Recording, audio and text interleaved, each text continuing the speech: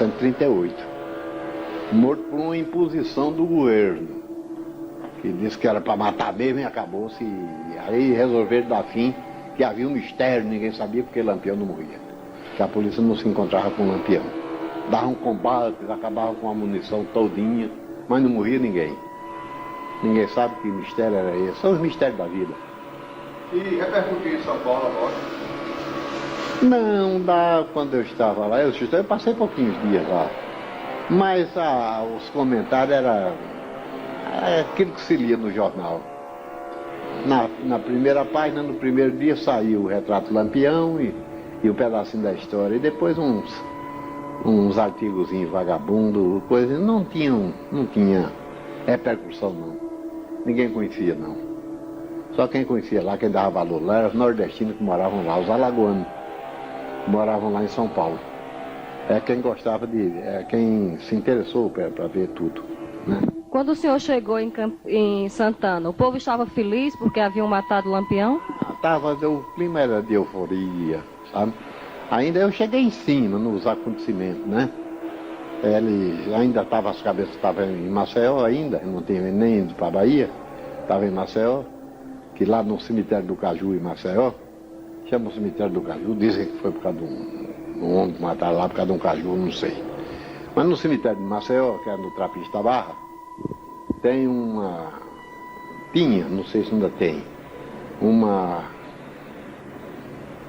negócio de cimento assim, escrito 9, simplesmente 9. Ali eram as 9 cabeças dos cangaceiros, porque as duas estavam no Nina Rodrigues em Salvador, Maria Bonita e Lampião, estavam no Salvador. E os 9 foram enterrados em Maceió, nesse lugar onde deve ainda estar por lá, uma espécie de uma lata, só com o número 9, bem grande, sem explicação nenhuma. Era o pessoal de Lampião. Eu vi, quando eu estava lá em Santos, no dia que mataram, o meu primo, que eu estava lá na casa dele, chegou com a notícia. Se mataram Lampião ontem, trazendo a Tribuna no Jornal de Santos, com aquela historiazinha, coisa sem muito valor. Aí foi quando eu arrumei os troços e vim embora. Cheguei aí em cima do fato, dos acontecimentos. Só não assisti. Mas a história de como aconteceu a morte de Lampião, a emboscada e tudo, de quem o senhor ouviu? Isso era a boca pequena, se ouvia de todo mundo. Uns diziam que envenenaram Lampião para ter matado. Outros diziam que Lampião foi traído. Essa coisa, mas o que se sabe é que Lampião estava num coito e a polícia chegou lá e danou bala, não morreu ninguém da polícia, mas morreu tudo do Lampião, né? E o que se sabe é isso. Agora, como foi esse combate, essa coisa, só eles sabem. Eles contam que atacaram de madrugada e que mataram o Lampião. Isso é a história. Agora, a história do povo tem muitas versões.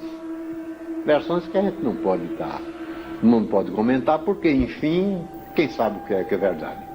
Se um conta de um jeito, outro conta de outro de outro. Fantasia. Ninguém sabe. Sabe-se que chegaram as cabeças em Santana dentro de lata de querosene cheia de formol, com as cabeças dentro. Isso é que se sabe. Eu queria que você falasse agora um pouco sobre o turco Benjamin. Sim, Benjamin Abraão, turco, portador de uma máquina de filmar, que tinha numa caixa de couro que tinha escrito Aba Filme Ceará. Esse cidadão chegou em Santana de Ipanema e hospedou-se na casa do Padre Bulhões. A casa do Padre Bulhões era uma espécie de hotel geral da cidade. Todo mundo que chegava mais metido a importante ia para a casa do padre, não ia para o hotel. No hotel só tinha aquelas pensõezinhas vagabundas. E então e esse Benjamin Abraão foi bater na casa do padre. Chegou lá.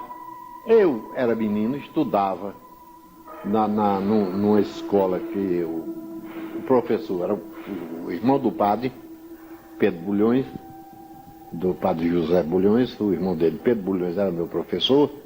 E a escola era numa da ala da casa do padre, que era enorme. A casa do padre tinha 24 ou 30. Era como o Vaticano, viu? Pois bem, e chegou o Benjamin Abraão com esse equipamento nas costas. Me lembro como se fosse agora vestido numa roupa cor de chumbo, viu? Um dólman, sem chapéu, cara gorda, tipo do turco mesmo. Muito bonzinho de conversa. E vivia lá dentro do mato com um lampião, filmando. E de tempos em tempos aparecia em Santana. Vinha cá, eu acho que buscar material, talvez, qualquer coisa. Sei que Benjamin era o turco amigo de Lampião. Como foi a morte dele? A morte, não sei exatamente. Eu ouvi dizer que ele foi morto em Pau Ferro, município de Águas Belas. Pau Ferro eu conheço, um povoadozinho vagabundo. Diz que ele foi morto lá, não sei por que também. Parece que não foi caso de Lampião, não. Foi outras coisas. Esse Abraão eu conheci de perto. Filmou a primeira procissão que o Frei Damião fez em Santana de Ipanema, 1935 para 36. Foi aí que ele filmou a procissão, que era a procissão do ramo. Todo mundo levava um galho de árvore, de catingueira, de qualquer pau, marmeleiro, o que tinha na mão. Era uma procissão muito bonita. Frei Damião. Ainda tinha barba preta, cabelo preto. Andava ele com outro freio, parece que Frei Fernando. Era um outro nome assim. E era um hóspede do Padre Bulhões. Esse foi o Abraão que eu conheci. É Benjamin Abraão.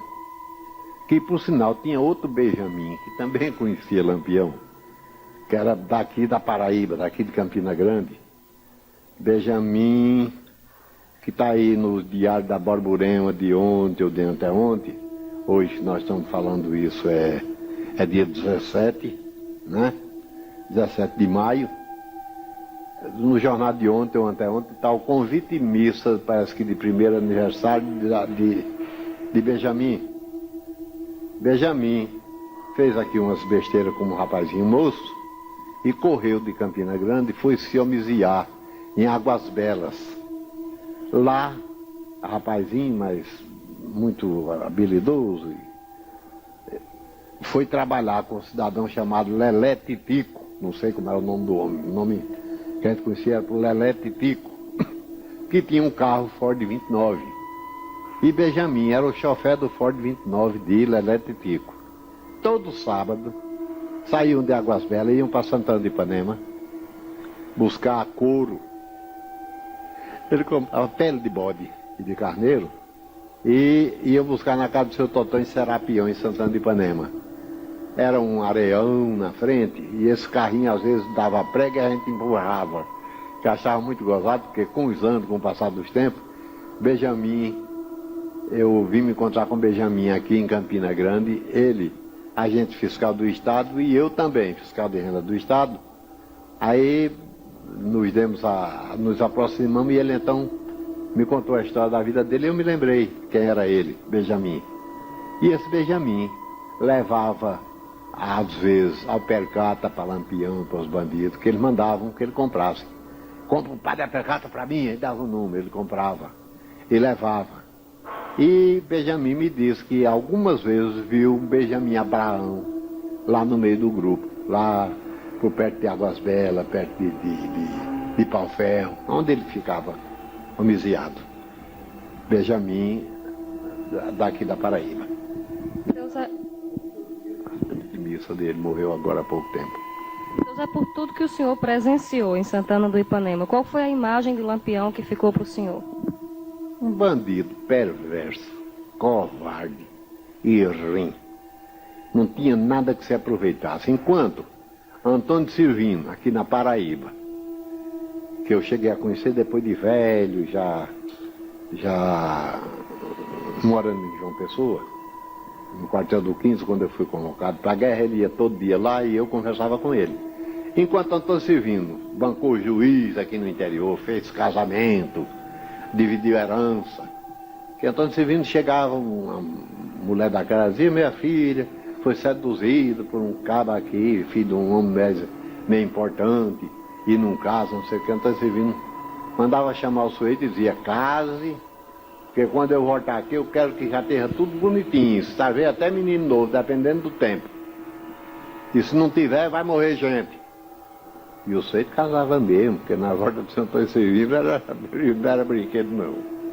Pois bem, enquanto Antônio Severino era esse metido a justiceiro, fazia sua irmandade também, mas era metido a justiceiro. Tinha Lampião que não tinha nada de bom, nunca fez nada que prestasse para ninguém. Lampião só era pensando que era o senhor absoluto, era o rei do mundo, né? Era soltando piléria, era tocando naquela sanfona que a gente chamava Armonte de Barro, que era um coque, pé de viado, não valia nada, uma sanfona ré, que é aquela que não tem baixo, tem o fole, faz como é que se diz? O acompanhamento no fole. Quer dizer que o Lampião tocava? Tocava ruim como uma peste, mas tocava. E fazia verso. Até tem uns versos lá que ele fazia reverente a respeito de Coronel Lucena, né? Que a mulher de Zé Lucena, ele cantava, que a mulher de Zé Lucena teve um por de lazão, e o povo está dizendo que é filho de Lampião. Ele contava. Costa Rego botou a polícia atrás dele, e ele então mandou um recado para Costa Rego. Diga a ele que eu estou acostumado a saltar riacho, quanto mais rego. Quer dizer, anarquizando com Costa Rego. E Costa Rego... Essa versão, os cangaceiros a cavalo no circo, o que é que diz disso? Rapaz, esse negócio de cangaceiro a cavalo, para mim é novidade. E aqueles bichos só andavam a pé. Quem tinha uns cavalinhos, teve um certo tempo, foi a polícia de Alagoas, que comprou em Minas Gerais uma partida de burro desse chamado mula, e lá em Santana de Ipanema ficou essa tropa, talvez 30 ou 40 burros desse, que servia para os soldados saírem em diligência fechada. Por exemplo, Lampião tá na talhada, era um lugarzinho perto. Aí pegava a tropa, juntava, botava os burros na cela e coitado saiu na carreira para ir atrás. Mas servia só para isso, porque a polícia também andava a pé. Toda fantasiada de cangaceiro também, viu? Com roupa comum, chapéu de couro muitas vezes também. Completamente igual, ninguém sabia quem era cangaceiro nem quem era polícia, né? E cangaceiro a cavalo nunca vi falar não, acho que eles nem sabiam montar. Porque nunca ninguém soube que Lampião chegou na casa de ninguém montado num cavalo. Nunca. Nunca, só andava a pé. Tanto ele como a cabroeira dele. E ele não era homem de muitos caras não. Quando tinha muito, tinha 20 cabras, tinha... assim, mais ou menos. 20, talvez ou uns 30, a maior quantidade. Mas era o grupo pequeno. Porque o grupo dele era subdividido. Tinha purisco, tinha português, tinha moita brava, cada um tinha o seu grupozinho. E tudo aquilo se reunia aonde o Lampião chegasse. Mas é uma espécie de grupos independentes, espécie de Brasil federativo. Os estados prestando conta à nação, mas não prestam, viu? Era aquilo. Tá bom. Fica por aí mesmo.